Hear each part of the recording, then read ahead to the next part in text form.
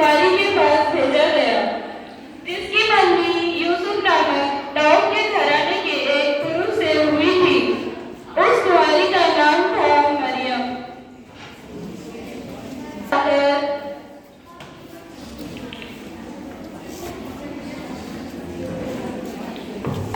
उससे कहा, आनंद और जय तेरी हो, जिस पर ईश्वर का अनुग्रह हुआ। प्रभु तेरे साथ है। वह इस वचन से घबरा गई और सोचने लगी, यह कैसा अभिवादन है। सरदूत ने उससे कहा, हे मरियम, भयभीत न हो, क्योंकि परमेश्वर का अनुग्रह तुझ पर हुआ है। देख, तू गर्भवती होगी और पुत्र जनेगी। उसका नाम यीशु रखना, और वह महान और परम प्रधान का पुत्र कहलाएगा, और उसके राज्य का अंत न होगा। मरियम ने सरदूत से कहा, यह कैसे होगा? मैं तो पुरुष को जानती ही नहीं। सरदूत ने उत्तर दिया, पवित्र आत्मा तुझ पर उतरेगा और परम प्रधान की सामर्थ तुम पर रहेगी। इसलिए वह परमेश्वर का पुत्र कहलाएगा। और देख, तेरी कुटुंबिनी एलीशिबा के भी बुढ़ापे में पुत्र होने वाला है, जो वचन परमेश्वर की ओर से है। मरियम ने कहा, देख, मैं प्रभु की दासी हूँ, तेरा वचन मुझ में पूरा हो। तब सरदूत उसके पास से चला गया।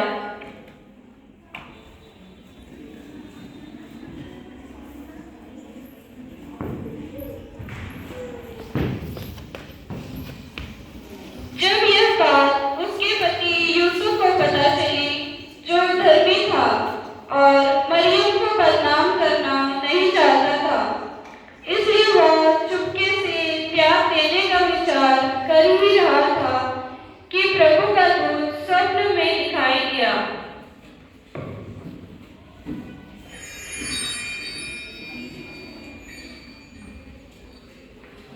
और कहा, हे यूसुफ, दाऊद की संतान, तू अपनी पत्नी को अपने यहाँ लाने से मत डर, क्योंकि जो उसके गर्भ में है वह पवित्र आत्मा की ओर से है। और तू उसका नाम यीशु रखना, क्योंकि वह अपने लोगों का पापों से उद्धार करेगा। यह सब इसलिए हुआ कि जो वचन प्रभु ने कहा पूरा हो। देखो, एक कुंवारी गर्भवती होगी और पुत्र जनेगी। उसका नाम इम्मानुएल रखा जाएगा, जिसका अर्थ है परमेश्वर हमारे साथ है। तब यूसुफ नींद से जागकर प्रभु के दूत के आज्ञा अनुसार अपनी पत्नी मरियम को अपने यहाँ ले आया। उठकर पहाड़ी देश में यहूदा के नगर जकरिया के घर में जाकर एलीशिबा को नमस्कार किया। एलीशिबा ने मरियम का नमस्कार सुना, क्यों ये बच्चा उसके पेट में आनंद के मारे उछल पड़ा। और एलीशिबा पवित्र आत्मा से परिपूर्ण हो गई और कहा, तू स्त्रियों में धन्य है, और धन्य है तेरे गर्भ का फल। यह अनुग्रह मुझे कहाँ से हुआ कि मेरे प्रभु की माता मेरे पास आई।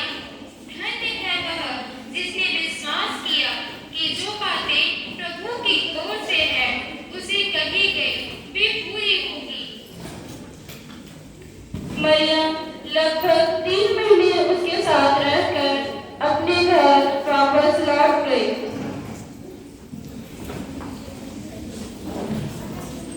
दिनों आज्ञा मिली कि सारे जगत के लोगों के नाम लिखे जाएं।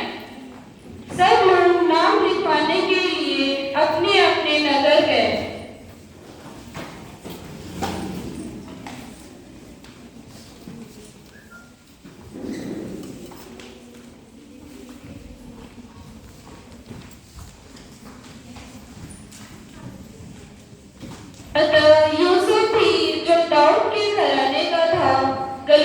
नगर बेतलेहम हो गया कि मरियम जो गर्भवती है नाम लिखवाए।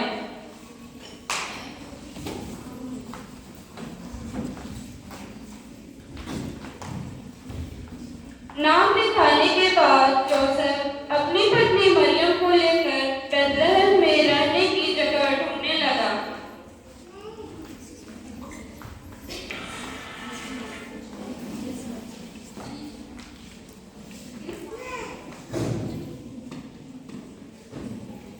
क्योंकि ठंड के दिनों में जगह न मिलने के कारण उन्हें गौशाले में रुकना पड़ा।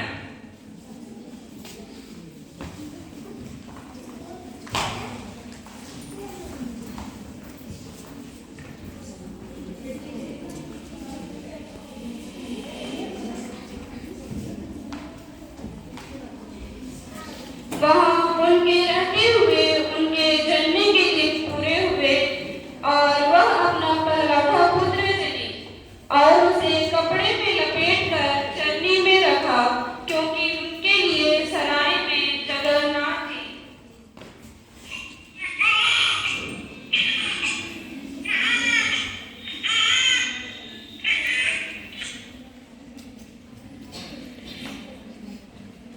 उस देश में कितने गलीलिए थे जो रात को मैदान में रहकर झुंड का पहरा देते थे।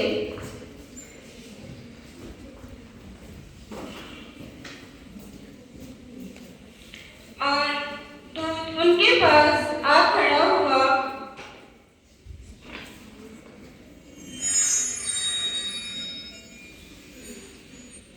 और चमकती रोशनी को देखकर वह डर गए। तब स्वर्गदूत ने कहा, डरो मत, क्योंकि देखो मैं तुम्हें आनंद का सुसमाचार सुनाने आई हूँ। दाऊद के नगर में एक उद्धारकर्ता जन्मा है, यही मसीह प्रभु है। इसका पता है कि तुम एक बालक को कपड़े से लिपटा हुआ और चरनी में पड़ा पाओगे। तब स्वर्गदूत परमेश्वर की स्तुति करते दिखाई दिए। आकाश में परमेश्वर की महिमा और पृथ्वी पर उनके मनुष्यों में जिनसे वह प्रसन्न हो शांति हो।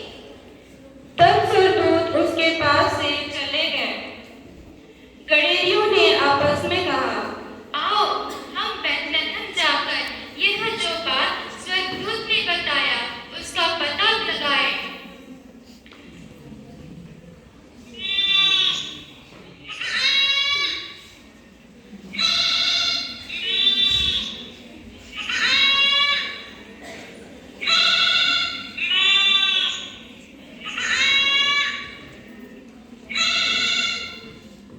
और उन्होंने तुरंत जाकर वैसा ही देखा जैसा कि स्वर्गदूत ने उन्हें बताया था, मरियम, यूसुफ और कपड़े से लिपटा हुआ बालक यीशु। उन्होंने यह देखकर परमेश्वर की स्तुति करने लगे और अपने झुंड में से एक भेंट किया और वापस लौट गए।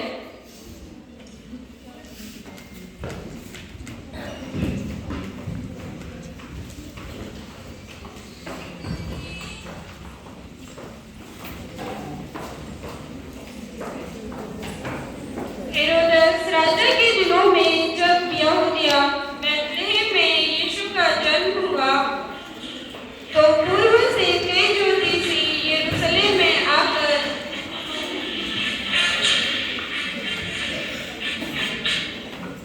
राजा से पूछने लगे, यहूदियों का राजा जिसका जन्म हुआ है कहाँ है? यह सुनकर राजा हेरोदेस घबरा गया। उसने सब प्रधान याजकों को इकट्ठा करके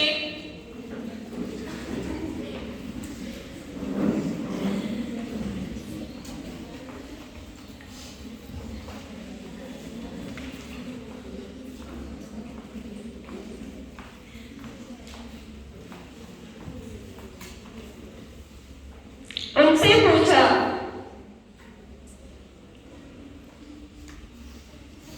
बेतलहम में, क्योंकि भविष्यवक्ता के द्वारा जो लिखा गया है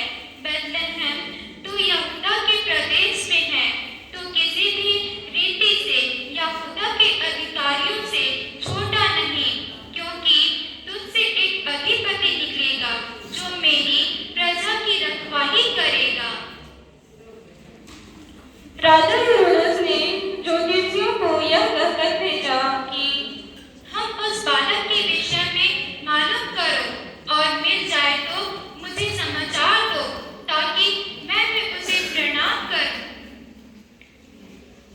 वे राजा की बात सुनकर चले गए।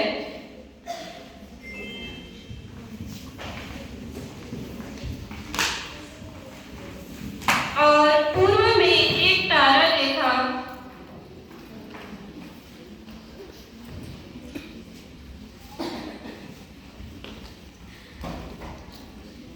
जो उनके आगे आगे चला